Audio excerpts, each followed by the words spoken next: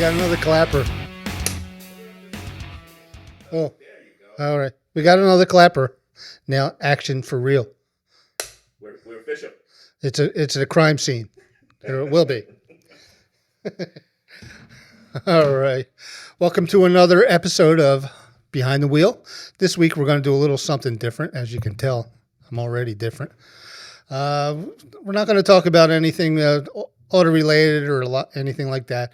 We have a story to tell that every now and then people keep coming up to me and they're saying, why do you have a flamingo as a logo or a mascot? So we're going to shed some light on this story on how the flamingo became a part of Fletcher's Garage and how it's been received. And it's such a cool story. I didn't even really think about it as the story was happening, but once we got the logo and people asking and tell the story, I was like, wow, it really is pretty cool. So it all started back in 2009, and like I've said before, I've been involved with the American Cancer Society's Relay for Life of Fairless Hills for a lot of years, since like 2005. And in 2009, I became the event chair, or one of the co-chairs, and I was leading the event. And right after that, I got to meet a girl she came into one of our meetings, and we just found out she was 29 years old, and she was fighting stage 4 colon cancer. So we got to know her. She just came in. She had a lot of attitude. She was very spunky, to say the least, and a lot of fight in her. And she goes, "I'm not going to let this beat me." So, well, let me step back before I get too. I want to get serious about this, and I don't look serious right now. But hopefully my hair's okay. But yeah, so to step back, 2009, I was chair. I was having meetings. We were setting up the committee. This girl came in, like I said, 29-year-old single mom, and she was recently diagnosed with stage 4 colon cancer. Don't know how it happened or whatever, whether it was hereditary or not, but she was determined to fight it all the way. So she came in, a lot of ideas. Some were crazy, some weren't. It's like, but that was Nasa. Her name was Nasa Arena. She later got married, but changed her name. But she was an integral part of our committee, and she became a friend of everybody in the relay, and especially the committee itself. She joined the committee as a fundraising chair. So I let her go. I was, like I said, I was the whole event lead, but I let her do the event fundraising chair, and she had a lot of good ideas. And one of them was called flocking. And what that meant was you get a lot of these, you'll see them here, the flamingo here. And she put like 50 of them on somebody's lawn, and then you'd come up with a sign that says, "You've been flocked." And then to get them off your lawn, you would have to donate to Relay for Life. Otherwise, she'd leave them there. And nobody really wants 50 pink flamingos on their lawn. So she would say it was $10 to get them off your lawn, $20 a donation to Relay for Life to flock somebody else. So true to form, like I said, we got to be friends. She came up with this. I came home one day from work, and my house was flocked. 50 pink flamingos on my lawn. And I just started laughing, and I said, "This is such a cool idea, such a cool idea." So I went and flocked a friend of mine, and so on and so forth. It just went on and on and on, and so she was flocking with somebody else at the time. That sounds good. She was flocking with somebody else at the time. So she started the cancer started to get to her a little bit after about a year or so, into 2010, 2011. And she was having a hard time trying to keep up with it, and her friend had stopped doing it with her, and Nasa was trying to do it on her own. And it was very, very hard for her. She's trying to flock people in the middle of the night, and or when they're not home, so you come home and get surprised, or when you wake up, you get surprised. So I said, I'll help you out here because it really was a good fundraiser. There was times where we raised, I think it was 3 full years that we did it. We were raising like $3,000 to $4,000 a year, which is an amazing fundraiser. You put it together with all the other fundraisers that the event did, we would end up with over 100,000. I think one year we had $140,000 raised for that year. And this idea and some of the other ones that she did were just fantastic. And so I was helping her. I'd meet her in the middle of the night wherever we had to go on our missions, and we'd get out there like 4:30 in the morning, and we'd put the flamingos on somebody's lawn, and they'd be surprised when they got up. One of the funniest stories is we were doing a house over in I forget what Stony Brook section over Levittown, and while we were in the middle of it, I guess the guy was getting ready to go to work. The light came on, and we had like half the flamingos down, and so we ran and hid under other people's cars until the guy left. He never did see him, thank God, but he was surprised when he came home.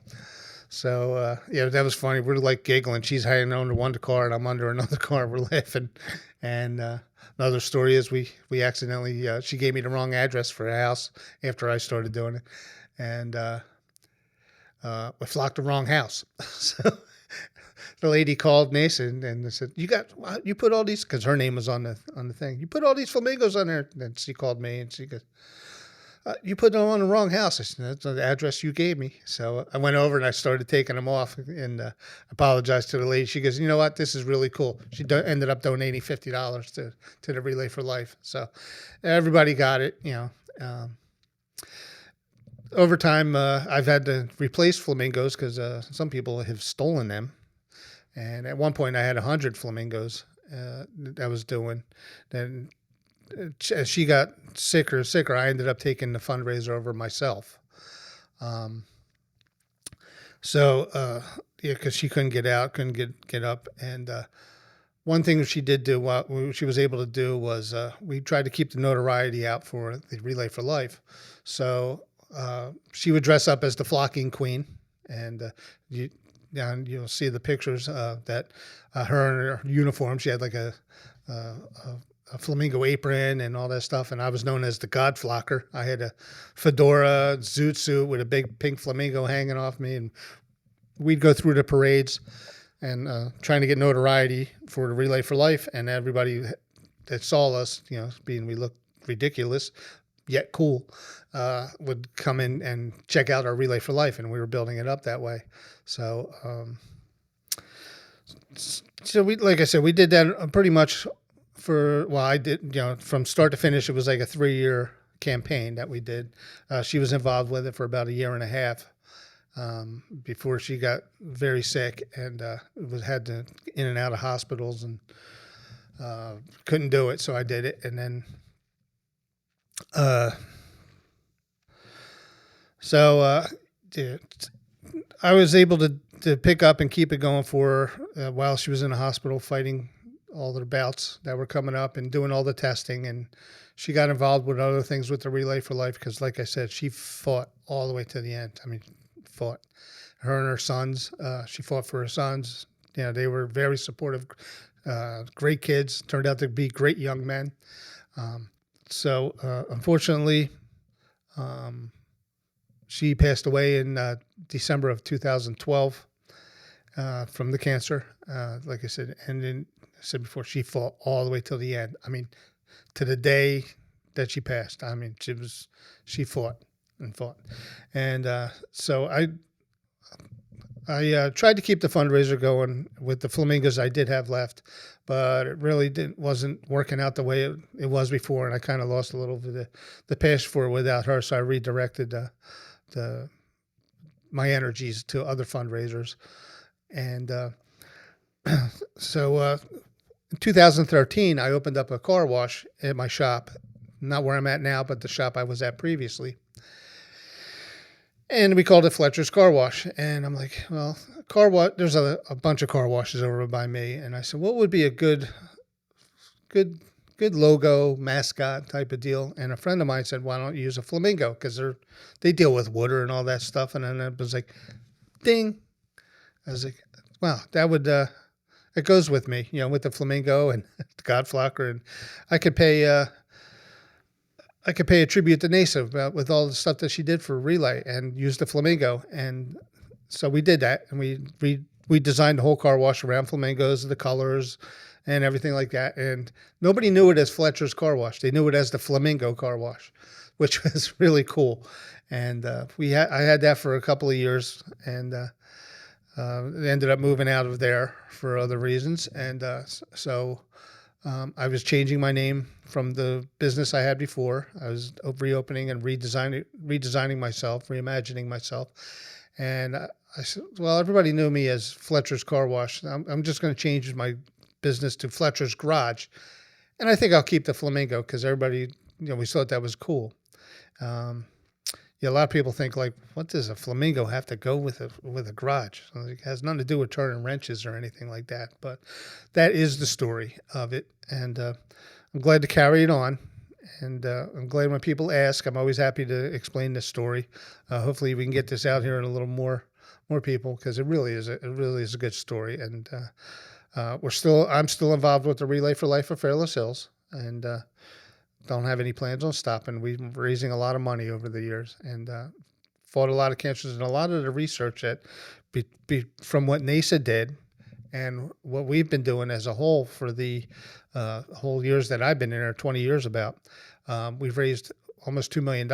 And a lot of that has gone to treatments and patient support, and getting them rides to and from doctors, treatments if they can't get a ride, assisting families, and it's just something that a real community event that everybody really signed on with. But I'm glad the Flamingo is a part of me and a part of my business, and the Relay for Life is as well.